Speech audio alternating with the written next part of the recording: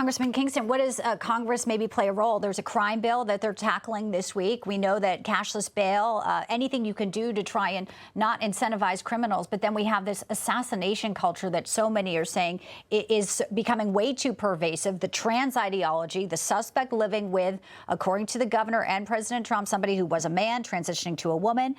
And you have groups like Antifa. I mean, when you talk about a vast domestic terror movement, there's a real hatred out there, and it seems to be pretty evident when people are celebrating the execution of a father of two and a man of Christ. Bianca, I think that it's far deeper than we think have originally thought it to be. We talk about, well, the left is calling us Nazis and fascists, and this is the reaction. I think that's part of it, but I think it's deeper than that. I think there's the dark web sites that somebody like Robinson goes to, and they get affirmation and they get recruitment from that, and they're told, how to do things like this. This was not a sophisticated assassination, but it was for a 22-year-old, particularly a 22-year-old lone wolf. So I would love to know who radicalized him and how do we stop it? And that's where I think Congress needs to search. The War on History is your book, Jarrett. History will tell the story of Charlie Kirk in a very beautiful way.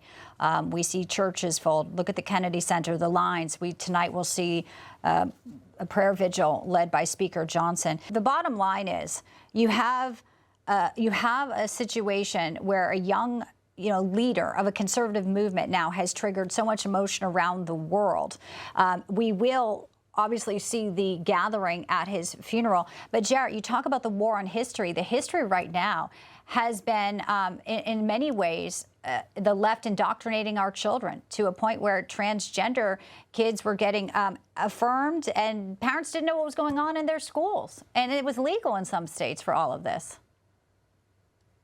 Yeah, I think Charlie's legacy at the end of the day, I think, was in bridging the gap between generations. I think he appealed very much to boomers and zoomers. I think he was bringing a message of the best things about being an American, a man of faith, bringing that to a lot of young people and trying to prevent, very sadly, people like this young man who killed him. I mean, I think that's what Charlie's mission was to do, was to find salvation for these young people who feel very lost in this world. I think that message now is going to be more powerful than ever. I mean, don't you want your sons and your fathers to be people like Charlie Kirk? I think a lot of Americans are seeing right now. They're seeing what the opposite reaction is, and they don't want that. Normal people are tuning in. Maybe many who never heard about Charlie Kirk, now they know about him. They saw the life he lived, and I think that's going to speak not just for people now, but for generations in the future who will now have that example. Maybe this really is a turning point.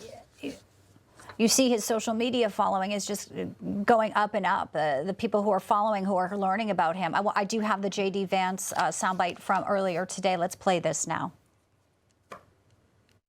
Every single person in this building, we owe something to Charlie.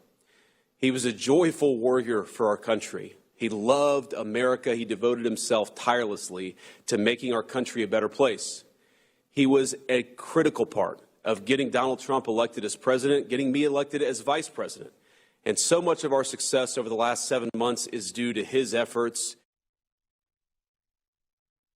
One of the last times I saw Charlie was backstage at a Glendale, Arizona rally with then candidate J.D. Vance, and they were so close. But right now, where are the leaders? It looks like, Joanne, I'm going to give you the final word. We've got a socialist coming in, endorsed by Governor Hochul now, Mamdani in New York. You've got Muriel Bowser saying, I'm not going to cooperate in D.C. with Trump, when you know he has every right to do it. Going to be on the side of criminals, going to be on the side of terrorists, going to be on the side of what? What's next, Joe? And the devolving party there on the left that is just seemingly unaware of what they've unleashed here by the people of faith and the people of moral clarity on the right. We have to go back to what's right and what's wrong. We can put aside the Democrat, the Republican, wake up every day and say, what is the right thing to do? What is the wrong thing to do? And how do we correct it? How do we make the lives of everyone better that lives in this jurisdiction, that is one of our constituents, that people can wake up safe, feel comfortable being what they are, and know that we're going to continue to move in a positive direction. Information. Truth